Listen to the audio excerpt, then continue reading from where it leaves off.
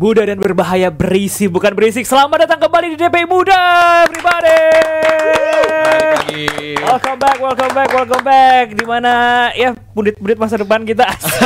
Amin, masa depan. Dimana kita bakal ngasih sudut pandang sepak bola dari versi Gen Z, gitu kan. Barengan sama gue ada Zulf, ada Faye, Rizal Pahlevi, dan juga tamu kita dari KPI ada Raffi.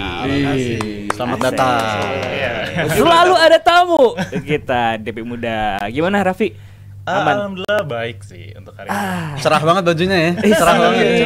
Cerah banget deh. Tahu aja mau dibahas. Tapi sebelum ngebahas itu tuh, Iya, kita bakal ngebahas dulu soal pertandingan terbaik abad 20 ya. 20. Siapa ini? Enggak, pertandingan kemarin MU Arsenal. Terbaik itu. MU bisa menang lawan 12 kan? Iya. Lu senang MU menang? Lu senang? Ya gue mah biasa aja. Karena nanti bisa aja ketemu Liverpool ya. Nanti Masih jauh kan. Tapi kalau kita ngebahas soal taktik kan udah dibahas di DPI Live kemarin ya, betul. sama Mas Panji dan kawan-kawan gitu kan. Kali ini kita ngebahas soal ini kan biasa isu mentalitas tuh ada di Gen Z ya. Kita membahas dari segi mentalitas. Karena kemarin selain perang strategi, perang taktik, tapi juga perang mentalitas. Dimana dengan 10 pemain MU bisa mengalahkan Arsenal yang katanya sih 12 main kemarin ya. Emang parah itu wasit. Ada VAR aja udah biasanya bikin kesel kan. Iya, apalagi kemarin nggak ada VAR ya kan. Ditambah lagi. kemarin sebenarnya Arsenal bisa bahkan ya memenangkan pertandingan karena ada banyak banget peluang-peluang emas. Ada De Havertz, Declan Rice yang Bayindir keren bro. Ternyata bisa begitu. Gila. Odegaard juga tuh penaltinya. Odegaard keren. Nggak, penaltinya kan penaltinya ditepis sama Bayindir ya kan. Ini ya. Tapi kalau ngelihat pertandingan kemarin, apa yang salah dari Arsenal? Ini kalau kita lihat statistik yang udah disiapin ya, ball possession 70%, United 30%, dan lagi-lagi United turun di 10 pemain ya. Ini rekor yang di Amorim juga cukup buruk ya di musim ini bersama Amorim. Bahkan bersama Ten Hag juga beberapa kali United itu main dengan 10 pemain. Dari rekor indisipliner juga mengkhawatirkan. Dan kemarin angka XG-nya gue rasa tadi udah disajin juga, Arsenal XG sampai 3,22. Golin cuma satu doang, itu juga lebih. menurut gue sangat-sangat mengkhawatirkan sih. Apalagi ada penalti di waktu normal kan sebenarnya. Arsenal itu juga menjadi buah bibir karena cukup kontroversial diberikannya. Tapi gue ngeliat kalau dari point of view gue, ini emang game United ini kalau sampai ke bawah ke penalti, mereka favoritnya karena arahnya tuh kayaknya ke arah mereka banget. Dan mereka secara udah 10 pemain ya, mereka sulit untuk bisa berkembang permainannya, dan mereka berharap pertandingan arahnya ke penalti, dan mereka dapetin itu. Dan gue sih bilang lucu ya gimana caranya tuh confidence atau kepercayaan diri tuh bisa ngubah seorang pemain gitu. Dalam hal ini gue ngeliatnya Bayindir. Karena sebelum match ini gue sama sekali nggak yakin sama seorang Bayindir. Error di Euro ketika dikasih percobaan, error bersama United ketika lawan Spurs di Carabao. Tapi kemarin abis nge-save penalti, performa dia langsung meningkat banget. Dan gue rasa itu salah satu contoh gimana kepercayaan diri itu bisa ngubah seorang pemain sih. Tapi bisa dibilang kan minggu ini adalah minggu ujian bagi MU gitu kan, dimana kemarin setelah lawan Liverpool langsung ketemu sang juara yang punya trofi terbanyak Piala FA gitu kan, Arsenal. Gimana lu ngeliat pertandingan kemarin sih? Kalau ngomongin mental, gue ngomongin mental karena ini sebenarnya mental sama Bayindir. Berapa kali itu 6 save, 1 save penalti juga. Dan juga kalau gue ngeliat lini pertahanan MU sangat-sangat solid. Ini yang gue solid. Ini tiga trio ini, Licha, Delay, Maguire. Ini kayaknya udah bakal dapet pos yang sesungguhnya ini. Udah nggak ada lagi Leny Yoro, udah nggak ada lagi nama-nama lain. Mungkin sebagai rotation player mungkin, tapi kalau sebagai starting, 3 pemain ini bakal jadi tumpuan bagi Ruben Amorim nantinya di lini pertahanan. Dan terlihat juga kalau ngomongin masalah semangat dan juga daya juang dari match Liverpool ini udah kelihatan. Dan itu tren tersebut dilanjutkan ke Emirates dan terlihat sekali bermain dengan 10 orang. Nggak takut, mereka malah ngotot, mereka malah ngoyo. Ahmad Diallo bahkan bisa mendapatkan beberapa peluang, begitu juga dengan Zirkzee. Jadi gue bilang, gue walaupun secara permainan masih belum 100%, masih belum pada peak performance, namun kelihatan dari sisi mental MU sudah membaik. Tapi kalian expect gak sih kemarin bakal bisa ngalahin Arsenal?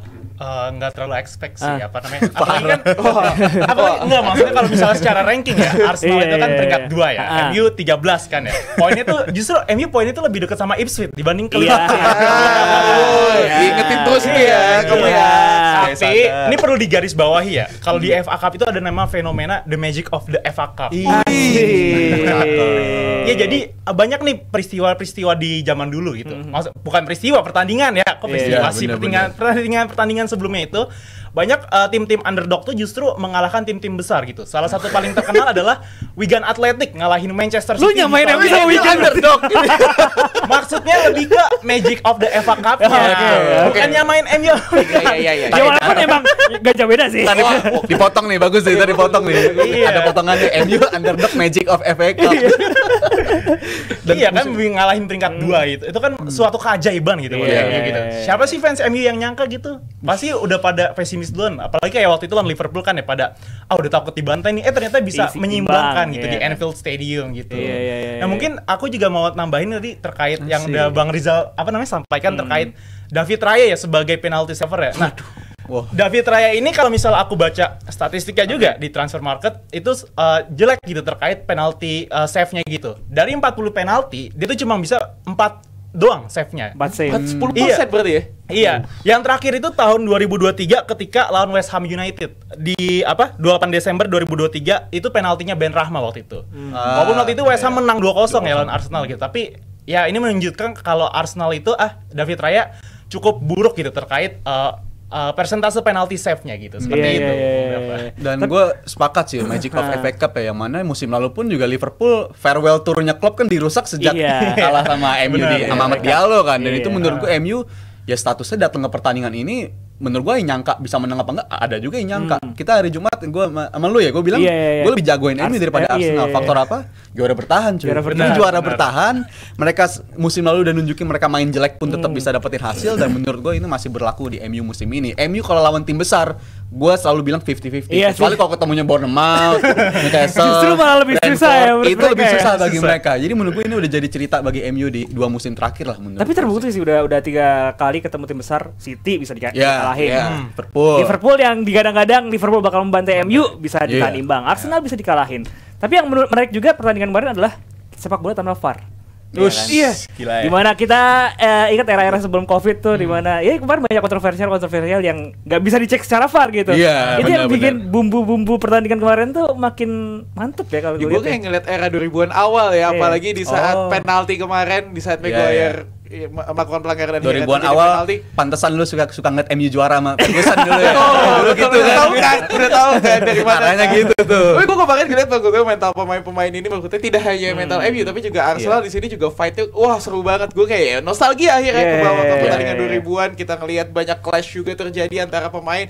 Dan ini yang sangat seru dari FA Cup sebenarnya, tapi untungnya nanti di ronde kelima kayaknya kita bakal ngelihat VAR lagi kalau nggak salah ya. Jadi kita nikmatilah momen pertandingan tanpa VAR ini karena ya sebuah hal yang sudah lama tidak kita rasakan. Bumbu-bumbunya itu beda gitu kalau pertandingan gitu. Dan emang ini kan lagi-lagi menandakan bukti kalau VAR itu memang masih sangat dibutuhkan ya. Dan jangankan itu, secara perspektif pun ketika ada VAR kadang kita juga masih suka mikir, kok udah ada VAR tapi keputusannya tetap menurut kita agak susah diterima ya. Dan sekarang ditambah faktor-faktor nggak ada VAR, menurut gue terlalu banyak error-error dilakuin sama wasit Inggris. Jadi untuk pertandingan kemarin menurut gue Arsenal pun juga nggak bisa puas-puas banget sih ya, walaupun mereka diuntungkan secara materi ya, bisa pemain jadi unggul, dapat penalti juga. Tapi kalau ngeliat kualitas wasit kayak kemarin menurut gue sangat-sangat mengkhawatirkan sih buat FA Cup. Jadi itulah masih pentingnya VAR ya. Sangat penting, sangat penting. Ada VAR aja Liverpool dia ini kan dibatalin kan bola itu panjang. Kalau bahas MU juga banyak soalnya.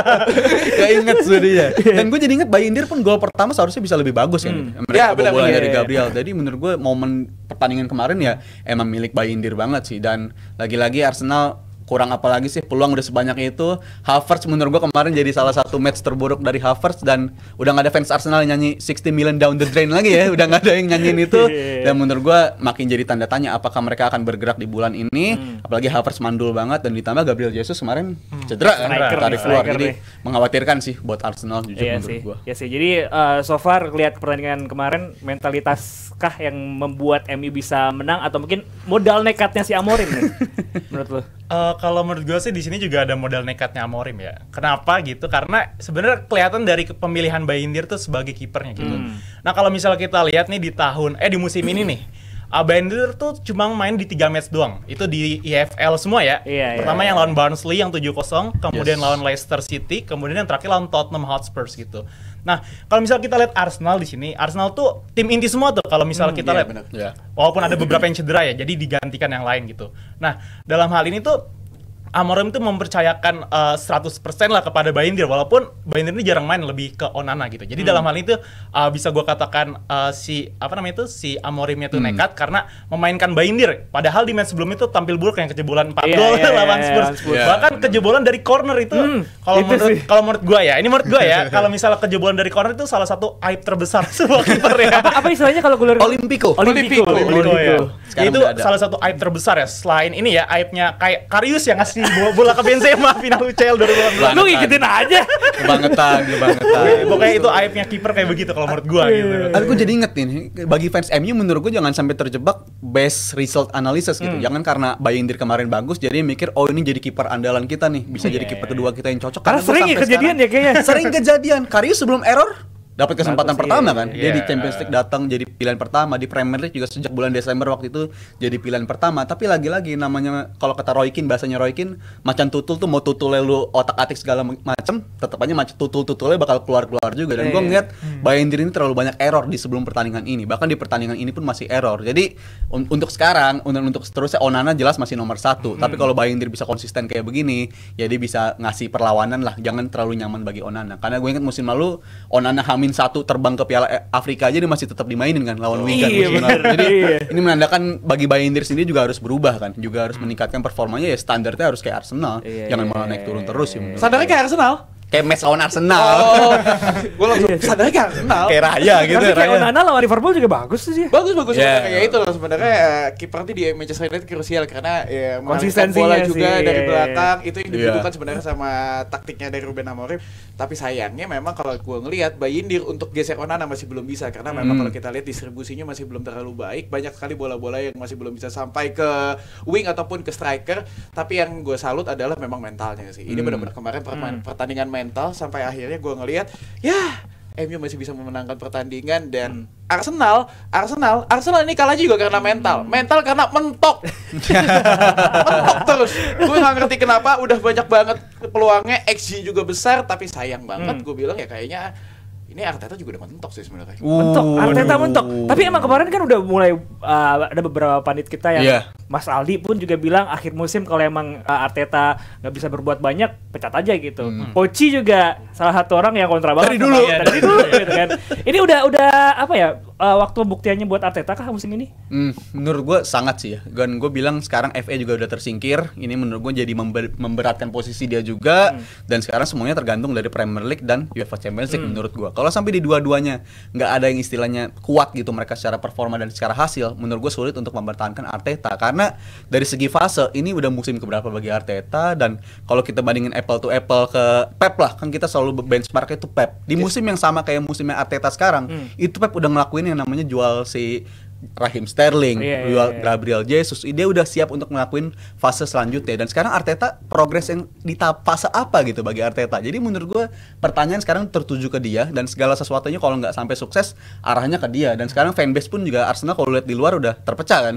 Udah ada pada semua nyalahinnya udah Arteta lah ini salahnya. Dan menurut gue kalau sampai mereka di Premier League lagi-lagi gagal juara, dan di UEFA Champions League lagi-lagi kalahnya secara yang sangat-sangat mengecewakan, menurut gue sulit untuk bisa ngeliat Arteta lanjut sebagai pelatih Arsenal. Iya sih, karena pada faktanya 21 tahun tanpa gelar, 33 tanpa gelar Premier League, 33 tahun tanpa gelar Carabao Cup, 0 UCL, 0 Europa, 0 Super Cup, 0 Club World Cup, no UCL in 139 tahun, dan never defended a Premier League title. Dan investasi yang udah digelontorkan juga fantastis banget kan buat Arteta, dan sampai belum bisa ngeraih trofi major, menurut gue sangat-sangat mengkhawatirkan sih untuk ngeliat project ini. Karena secara squad menurut gue udah tinggal nambah 1-2 pemain world class di posisi striker dan nambah perkuat di posisi wingback atau gelandang. Menurut gue mereka udah title contender yang kuat banget lah. Musim lalu standar mereka udah kurang bagus apa coba, bisa finish sampai di nyaingin City sampai hari terakhir. Jadi menurut gue perhatian segala sesuatunya akan tertuju ke Arteta di musim ini. Setuju loh? Setuju sih terkait Arteta. Lanjut nggak? Oh, kalau misalnya kita sebagai, kan gue fans Liverpool ya. Kalau fans Liverpool ya 3-1 lagi di sini saya dihubungi fans Liverpool. Tapi kalau misalnya dilihat secara permainan ini Arsenal di bawah Arteta tuh lebih bagus ya dibandingkan pelatih sebelumnya. Siapa namanya? Emery. Good Opening. Oh, Emery. Iya kan terkenalnya main hal itu kan. Tetapi emang dari capaian prestasi memang Arteta ini belum menunjukkan yang wah banget.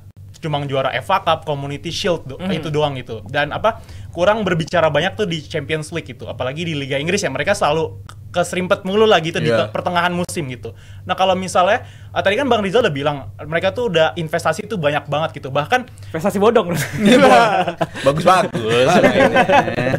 Bahkan kalau menurut gue pribadi justru yang yang dibilang bagus banget tuh bisa dihitung jari gitu. Jadi nggak sebanyak itu, justru banyak yang menurut gue tuh yang kurang gitu yang dibeli Arsenal kayak Zinchenko gitu, Jorginho, maksudnya nggak ngasih impact sebesar itu gitu. Kalau misalnya Arsenal pengen lebih berprestasi lagi, mungkin menurut gue nih mungkin lebih waktunya tepat untuk Arteta out gitu, cari pelatih yang baru gitu.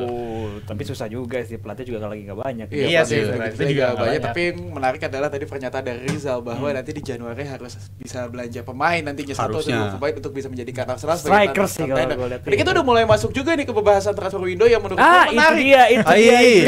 Karena tim kalian ada kan infonya Liverpool ini masalahnya 3 pemain kuncinya ini ya digadang-gadang bakal out nih. Ada Virgil van Dijk, ada Alexander Arnold dan juga Mo Salah. Ini 3 pemain yang sangat-sangat krusial di eranya Arne Slot, apalagi di sisi kanan kalau gue bilang ini sangat-sangat kalau gue bilang nggak ada lagi siapa lagi yang bisa gantiin di dunia ini lah. Ini ya maksudnya siapa. Tapi kalau misalnya lu Zal, gue pengen nanya sekrusial apa 3 pemain ini, dan kalau misalnya harus milih ada satu yang dibuang, harus buang siapa? Aduh, ini 3-tiganya backbone sih kalau gue bilang ya. 4 sama Alisson gitu. Alisson tadi kontrak masih aman. Jadi kalau dibilang backbone, ya di belakangnya harus ada Alisson, di backnya harus ada Van Dijk dan Trent Alexander-Arnold, di depannya harus ada Mohamed Salah. Ini menurut gue winning timnya Liverpool, dan gue sorry Fai, gue nggak bisa milih salah satunya lepas, karena gue ngeliat 3-tiganya masih penting banget. Bahkan sesuka-sukanya gue sama Bradley, gue masih kalau disuruh pilih antara Bradley atau TA, gue masih selalu start TAA sih, dari segi kualitas, dari segi output yang dihasilkan. Ini TAA masih jadi pemain yang paling penting. Tapi ya itu emang malas banget sih ini pemain. Di menit 70-an udah sering jogging. Tapi itulah fungsinya Bradley. Kalau udah menit 70-an, ya rotasi aja sama TAA. Jadi menurut gue itu harus dipertahankan. Dan gue sampai detik ini pun gue masih yakin 3-tiganya masih akan berseragam Liverpool di musim depan. Gue yakin banget. Walaupun dengan kabar beredar ya, maksudnya kita lihat TAA bakal diambil sama Real Madrid, lu bakal setuju maksudnya dengan Rizal bahwa TAA bakal tetap berseragam Liverpool musim depan? Gue sebagai fans Liverpool ya, gue sayang banget sama TAA jujur. Kenapa? Serius? Karena jarang banget ngeliat pemain kayak TAA gitu. Dia lahir, born and raised lah di Liverpool. Dia lahir di kecamatan West Derby, Kabupaten Liverpool. Ngulik nih datanya nih. Kacamata siapa? Terus dia dari kecil juga fans Liverpool. Awal karirnya juga jadi ballboy gitu kan, sampai akhirnya dia debut. Gue ingat banget di mana siapa sih, Nathaniel Clyne cedera, terus backupnya si TAA masuk dan dia ngasih impact lebih buat tim, dan sampai sekarang dia salah satu pemain yang terbaik dari akademi Liverpool sih gue bisa bilang. Tapi kalau emang harus pilih dari 3 pemain ini, ya mau nggak mau emang TAA kalau menurut gue ya. On a free. Ya enggak, tapi paling enggak lu perpanjang kontrak dulu gitu loh.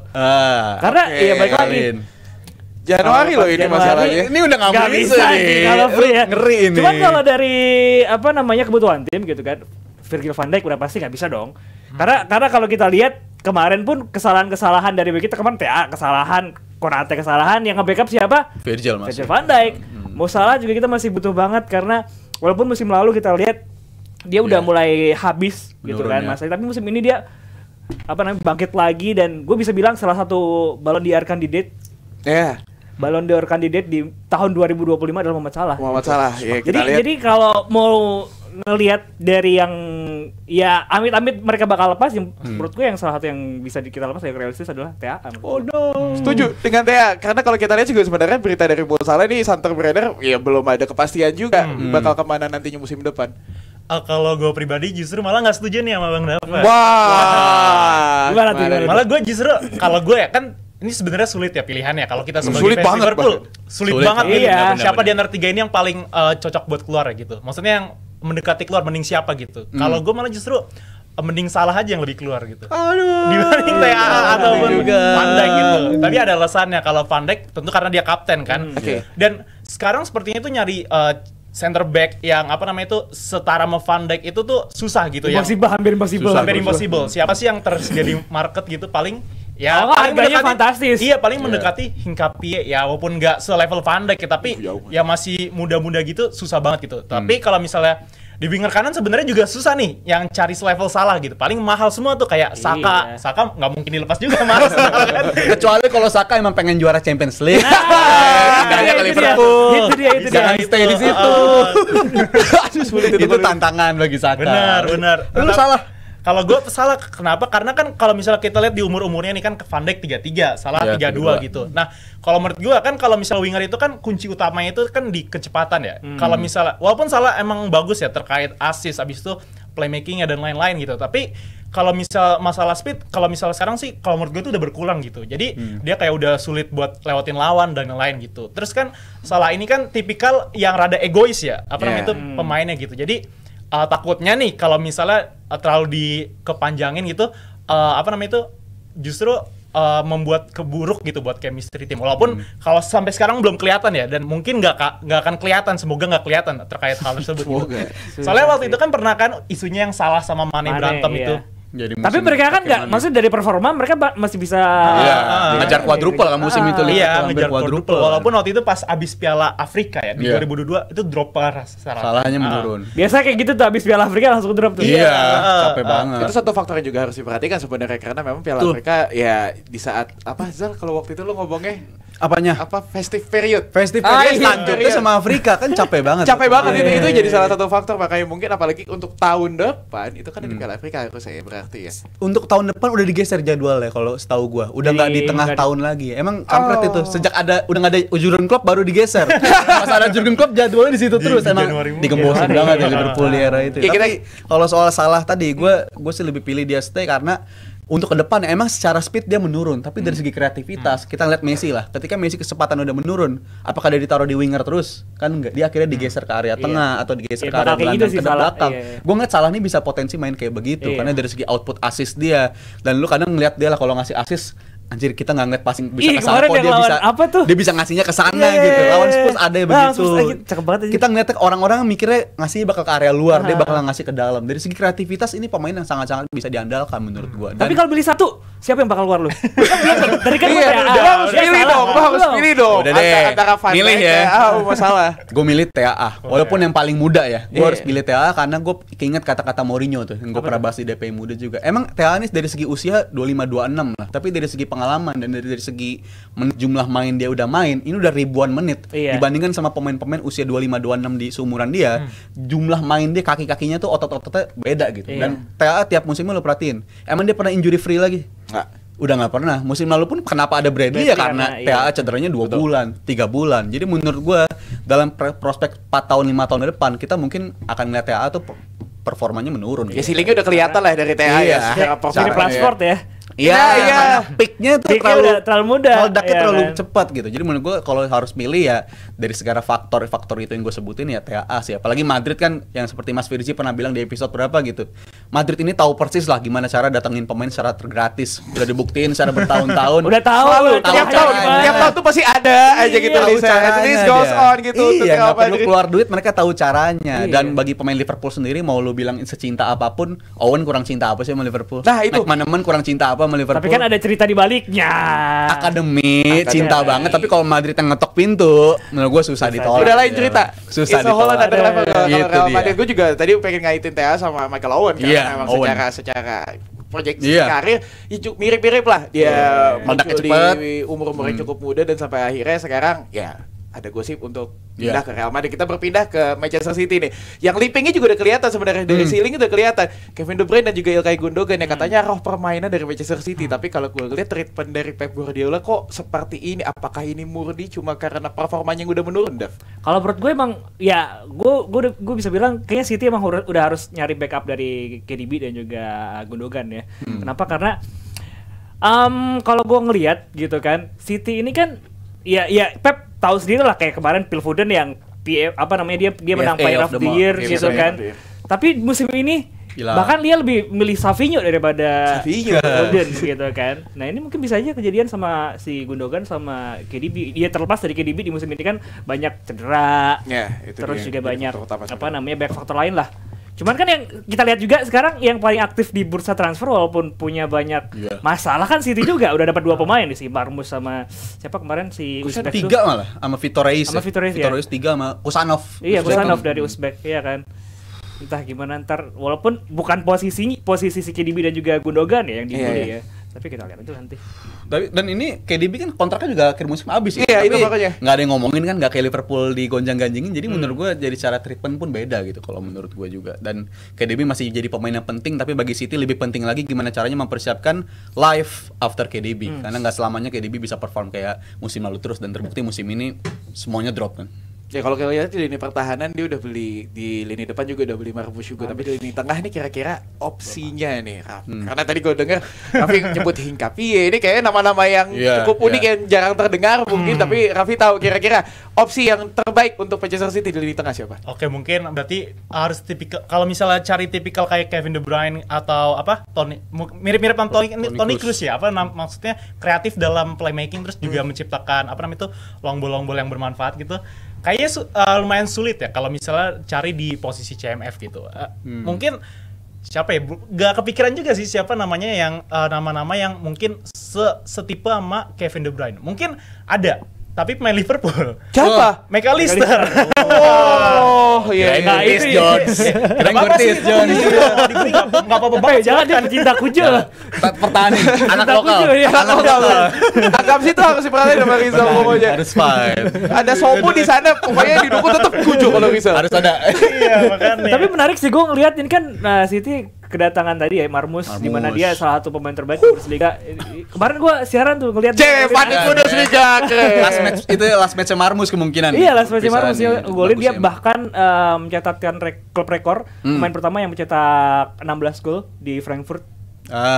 Dan ditambah si back di mana siapa namanya si Abdul Qadir Husanov. Abdul Qadir itu salah satu pemain yang menggagalkan timnas Indonesia untuk lolos ke Olimpiade ya kemarin. Itu dia pemain dia. Iya, itu main juga. Dan kan? Dia emang musim ini breakthrough banget sih ya. Dan secara umur pengalaman pun juga masih minim banget, karena dia baru pindahnya pun 2023 gitu ke tim yang ini sekarang. Tapi lihat performa dia meningkat begitu drastis, dan ini sekaligus memvalidasi emang kesalahan City musim ini selain karena Rodrinya cedera ya karena timnya ini menuanya tuh secara bersamaan gitu. Ini fase yang kita ngeliat di Liverpool juga waktu itu. Milner tuanya bareng-bareng sama Henderson. Habis itu si Matip juga, Lovren juga, dan itu secara circle atau secara ibaratnya ban tuh udah getas lah.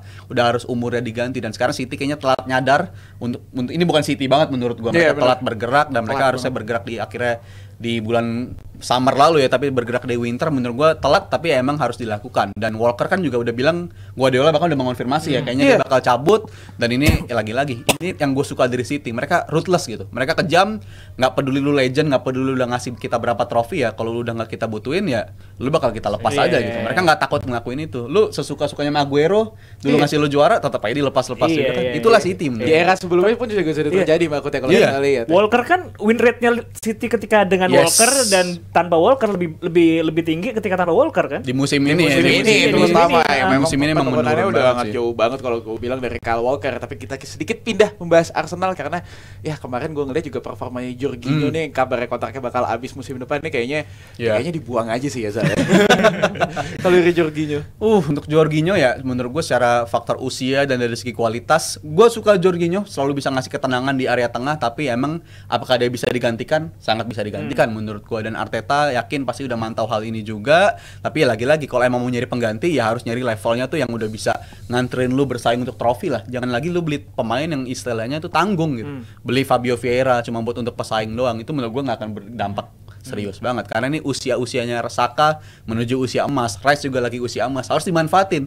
Jangan keburu expired dulu, jangan keburu nunggu setahun 2 tahun nunggu keadaan membaik. Dan bagi fans Arsenal kan kalau coach senang banget tuh Edu udah cabut ya. Dan siapa tahu setelah nggak ada Edu ini pembelian transfernya bisa jauh lebih ciamik dan lebih tepat guna lah. Jangan lagi beli pemain tuh yang cuma jadi step batu loncatan doang, itu nggak berguna bagi mereka kan. Iya sih, tambah kan pemain-pemain yang datang di musim ini kan juga bukan pemain yang apa ya, pemain backup doang lah. Iya kan? Sterling.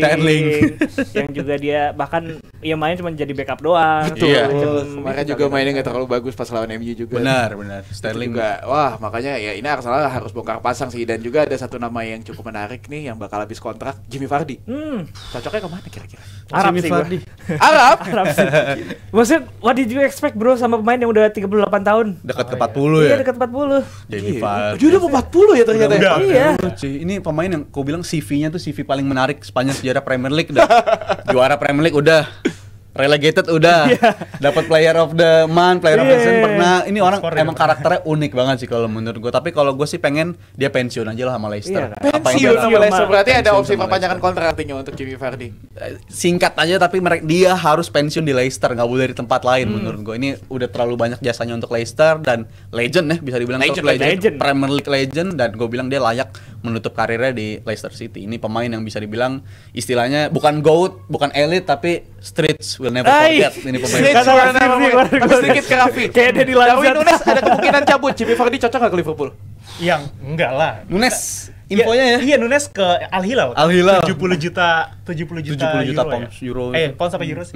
Sekitaran segitulah. Itulah pokoknya lupa mata uangnya. Tapi kalau buat jadi backup, berarti jadi backup Jota ya di sini ya. Kan striker utamanya Jota. Kalau nggak Luis Diaz jadi postman ya. Tapi kalau misalnya buat di Liverpool, kalau menurut gue sih enggak sih, karena apa namanya, kan kalau Liverpool pokoknya kan harus stamina-nya harus ini ya, kalau main di bawah Arne Slot kan pressing harus tinggi-tinggi, dan Jamie Vardy kan udah tua banget gitu, walaupun dia berpengalaman banget ya di di Premier League terutama di Leicester, pernah jadi top scorer juga ya kalau tidak salah ya, menurut gue nggak cocok sih. Justru kalau gue senangnya Jamie Vardy tuh kan tadi kalau Bang Dafa bilangnya ke Arab ya, kalau gue pengennya dia pindah ke MLS gitu. Amerika. Soalnya ada beberapa banyak sekali nama-nama besar Premier League tuh pada pindah ke MLS, kayak Hugo Lloris waktu itu ke Los Angeles FC. Steven Gerrard. Ada juga Timo Pukki juga dari Norwich City ke Chicago Fire kalau nggak salah. Chicago Fire. Nah, ini soal Nunes tadi lu singgung. Menurut lu yang lebih bego siapa? Liverpool nolak 70 juta apa Al Hilal nawar 70 juta? Ini tuh tawaran yang menurut gua 70 juta buat Nunes loh. Ini perdebatan yang sangat apa sebenarnya? Gua baca berita mata gua berbinar-binar. Ini beneran enggak sih? Katanya konkret loh. Katanya konkret loh. Dan alasan ditolak sama Edwards karena Edwards yakin akan ada tawaran kedua. Jadi mungkin tawaran 80 juta, 85 juta masuk akal sih. Jadi gua wah nih pinter banget kalau bisa terjual segitu. Sampai bisa 100 juta. Wah, gua salut. Salut banget gua. Maafin dia enggak bisa beli pemain musim ini, gua maafin. Lu jual Nunes 100 juta lu terlalu jago. Tapi 100 juta kayaknya kejauhan deh. Kejauhan. 75 lah. 75 naik 5 juta. Naik 5 aja cukup buat Nunes lah. Ya, tapi itulah maksudnya pembahasan dari winter transfer window, karena memang sangat banyak sekali pemain-pemain yang habis kontrak untuk di musim ini. Kita lihat saja nanti di musim depan pemain-pemain tersebut yang sedikit kita sebutkan bakal berpindah kemana. Kita masuk ke pembahasan selanjutnya. Ini Gongezal. Ini waktunya Timnas TV. Pembahasan kita Timnas Indonesia, dan kita tahu kemarin juga udah ada di beberapa hari belakangan Patrick Kluivert udah dikenalkan secara umum ya, udah dikenalkan sebagai pelatih kita, udah interview juga ke beberapa media, dan kemarin Mr. Firzi dapat panggilan Mr. Good Question ya. Mr. Good Question. Firzi Romano. Sekarang Mr. Good Question. Pertanyaannya diakuin pertanyaan yang bagus banget bagi Patrick Kluivert, dan menurut gue ini memberikan kita secercah harapan ya untuk bisa tampil di Piala Dunia 2026 bersama pelatih yang jersinya lagi dipakai sama Raffi Perlito ini. Tapi gue tanya ke lu deh, sebagai perwakilan kan udah udah representatif Belanda banget kan. Dan cara bisa dibilang kan DP muda, kayaknya gue berani jamin nggak pernah ada yang nonton dia pas masa-masa dia main. Nggak pernah nonton dia di timnas pun juga udah bukan. Gue inget banget tapi apa tuh? Pertandingan final Champions League tahun 94-95. Si nonton tuh. Nonton di mana kita? Sangat nonton gitu. Tapi kalau lu kan pasti udah ngulik-ngulik juga nih. Kalau menurut lu momen besar apa sih yang pernah dia alamin sebagai karir dia itu sebagai seorang pemain bagi Patrick Kluivert di masa bermain? Oke, bener kata Bang Fa ya. Kan emang gua kan kelahiran 2002 ya. Yang nggak nonton dong. Masa jayanya dia dong tentu kalau gue dari riset itu pencapaian terbesar dia sebagai pemain tentu pas jebolin gawang AC Milan ya di tahun 1995, apalagi itu dia golin itu di menit 85. Itu kan menit krusial ya buat sebuah tim, apalagi di final Liga Champions kan ya. Jadi itu salah satu momen terbesar dia. Terus selain itu di tahun 1995 juga itu jadi ranking 5 Ballon d'Or tahun itu. Iya betul. Dia dimenangin George Weah ya di tahun itu ya. Era-era itu ya. Jadi pemain Afrika pertama tuh George Weah waktu itu yang menang. Jadi presiden. Iya, di Liberia. Walaupun anaknya jadi pemain Amerika ya. Timothy Bener-bener. Itu sih yang kalau yang gue tahu ya. Soalnya gue nggak nonton. Jujur aja nggak nonton pas tahun-tahun segitu. Iya sih, tapi emang ya siapa sih yang nonton aja? Ya kalau seumuran kita. Iya, seumuran kita maksud gua. Gua ngebahas itu, bukan yang lu itu ya pasti nonton. Iya, benar. Tapi kan dia pensiun di umur 32 tahun di tahun 2008, which is kalau gua lahir 2001 7 tahun tuh masih nonton. Otaknya belum tumbuh dengan sempurna kita, belum bisa memproses. Itu berarti udah sisa-sisa karirnya doang kan. Iya. Paling yang bisa dinilai lah dengan ini, dia kan sering jadi ini legend di FIFA kan. Iya. Benar. Tapi jadi founder sekarang. Iya. Itu mungkin yang diingat sama Gen Z kata gua. Kalau gue sih masih inget di saat dia pindah ke Newcastle, karena waktu itu gue udah nonton juga maksudnya ya kan. Ya tahu lah.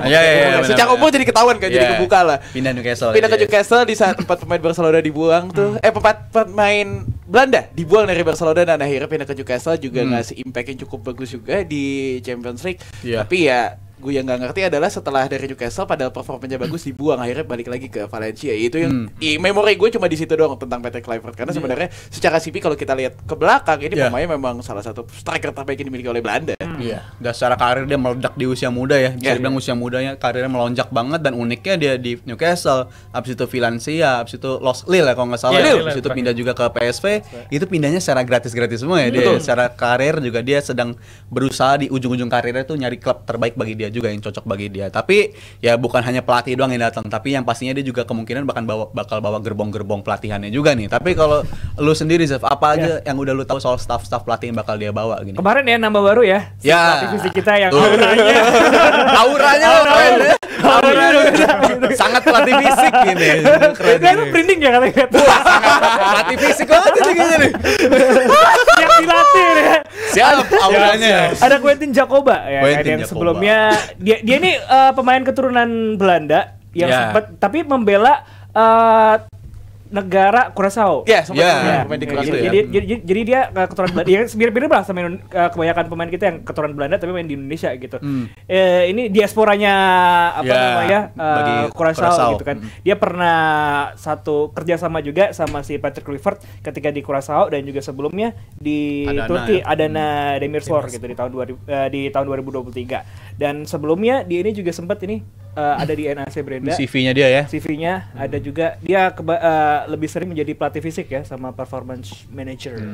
Ya cocok lah inilah sebenarnya lah. Maksudnya ini memang ya orang andalannya dari Patrick Kluivert, sudah bekerja sama juga bersama Patrick Kluivert di Curaçao dan juga ada Demirspor. Plus juga dia juga punya pengalaman pernah bekerja sama dengan Gus Hiddink. Gue lupa itu di mana, tapi jadi dari CV-nya cukup oke. Dan kita masih menunggu sebenarnya siapa lagi yang bakal dibawa ke gerbong pelatih timnas Indonesia ini, karena itu yang ditunggu sebenarnya. Kita baru dapat artinya Daniel Lanzat, Alex Pastor dan juga Quentin Jacoba.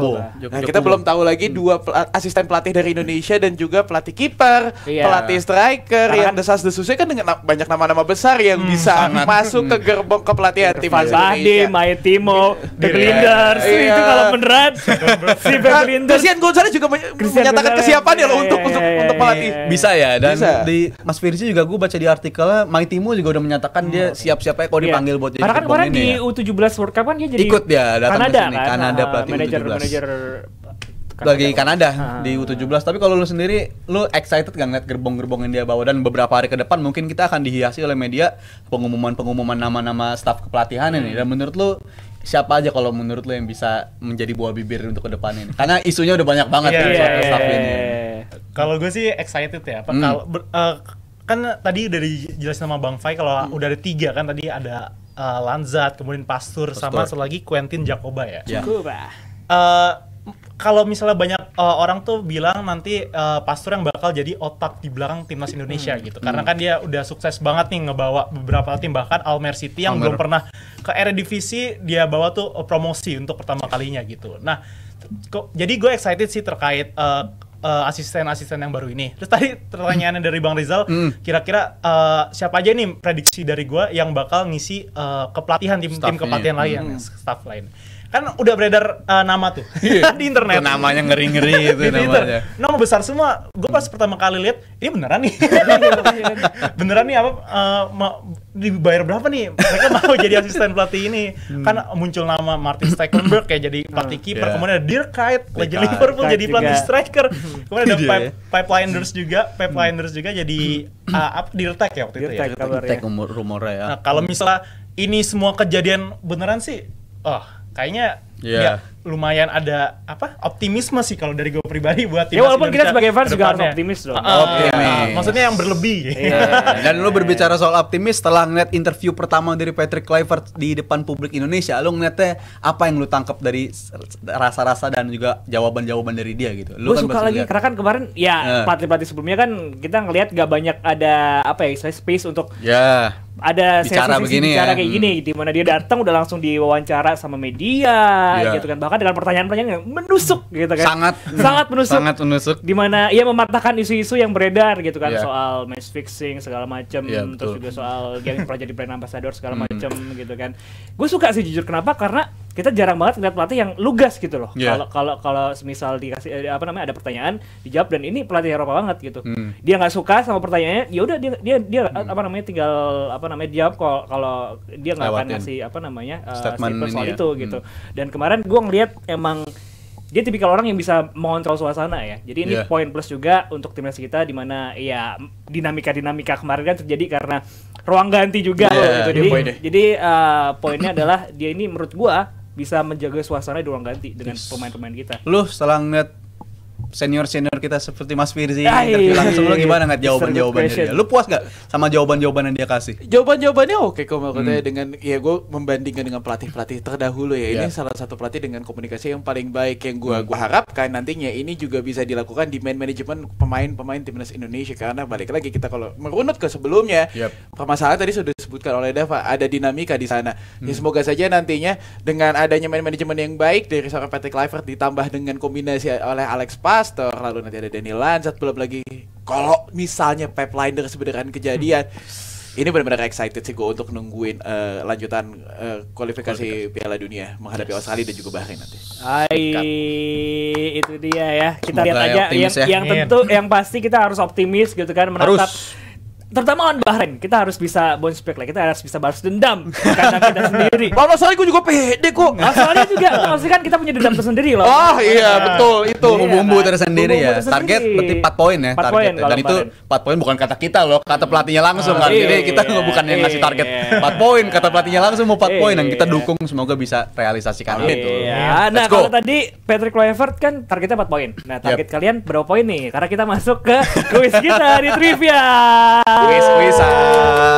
Hat-trick, hayu trivia 5 detik. Hayu. Ini dia sih.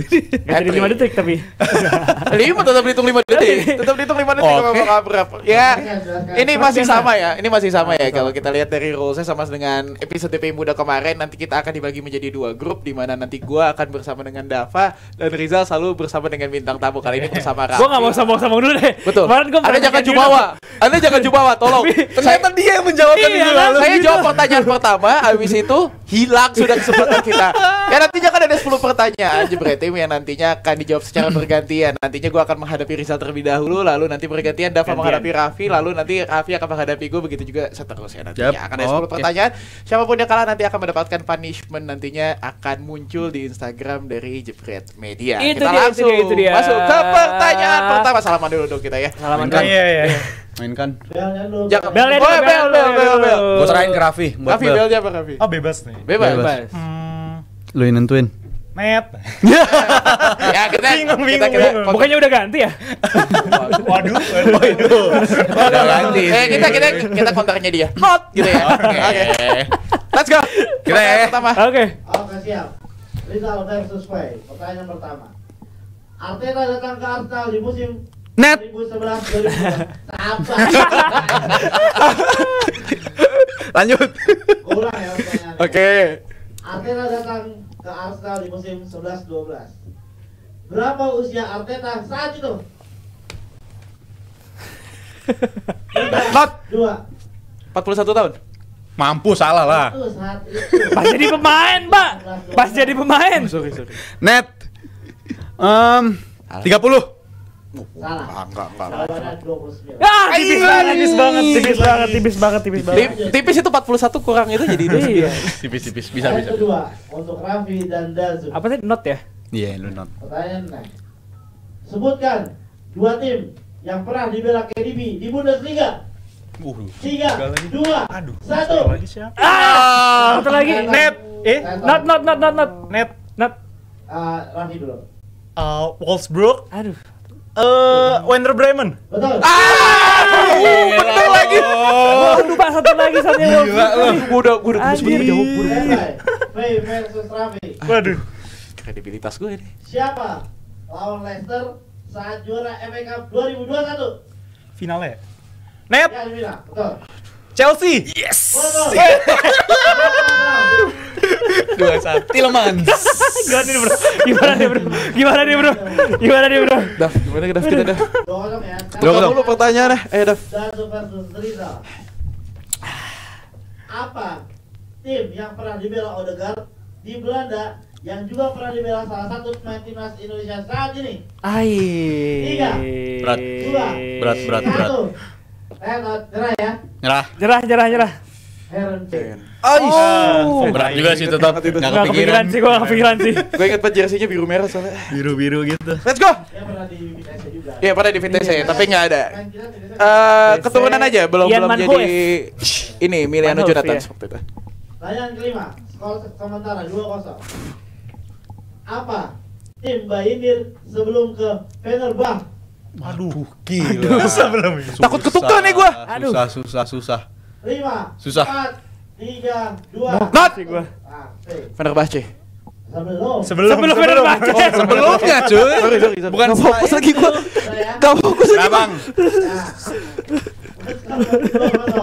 Jawabannya Ankara Gucu. Angkara. Angkaran Gucu. Aduh. Pertanyaan ke-7. Pertanyaan ke-6 masih skor 2-0. Let's go. Apa tim Australia yang pernah dibela STY Not. dan aktif sebagai pemain? Not. Brisbane Roar. Betul. Alhamdulillah. Comeback Israel. Let's go. Sekarang yang berarti sih Fai Raffi. Raffi. Pertanyaan ke-7.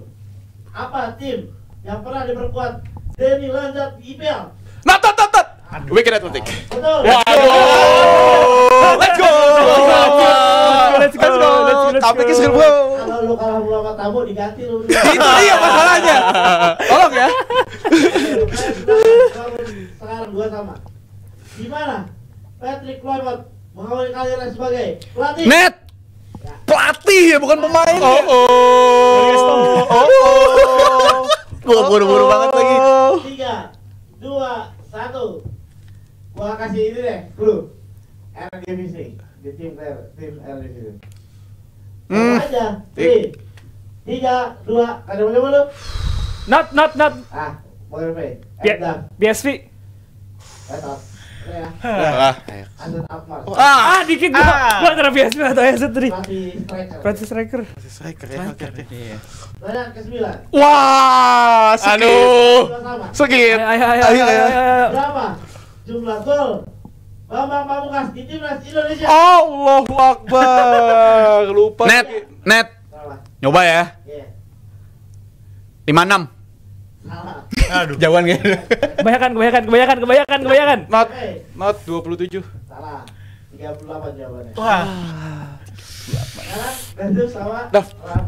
Penentuan deh ini ya. Serahkan semuanya padamu. Penentuan berarti ya. Let's go. Oke. Berapa tinggi gawang sepak bola? Aduh. 100. Not 2,1. No. Coba net. Berapa? 2,3. Gua ambil yang terdekat. 2,3. Yes. Nyari sedikit lagi. Banget itu mah. Aduh. Gila gue win streak dibantu sama tamu mulu. Thank you. Tamu lebih tahu. Iya bener, persiapan lu. Kita harus apresiasi ke Raffi. Kemarin di Uno, sekarang Raffi stand out di hat-trick final 5 detik. Keren banget. Tapi gimana ekspresinya Raffi? Wah, Di DP seneng muda. banget sih. Seneng ya. Seneng banget. Jadi gue ingetin juga jangan lupa buat Jebretin datang ke KPI setiap hari Kamis jam 7 malam di Pasti Bisa Coffee Pancoran. Betul Gitu, sekali. Ramaikan guys. Well, itu dia DP Muda edisi hari ini ya. Terima kasih. Raffi udah mampir. Ya, terima kasih. Thank you Raffi. Terima kasih gue. Kalah lagi kita. Bahaya ini. Thank you, Kredibilitas guys. kita. Pak, masalahnya. Minggu kemarin kita ngeliat dia Iya, sekarang di lampu merah pancaran. Lu jawab soal gawang padahal berdua kiper lu. Berdua kiper. Parah nih. Gue mau jawab kan nggak bisa. Ya udah kita tunggu aja nanti apa aja punishment yang dikasih sama Bang Akbar. Thank you guys. Thank you. Berarti udah nonton. Sampai jumpa di DP Muda episode berikutnya. Bye bye. Bye bye.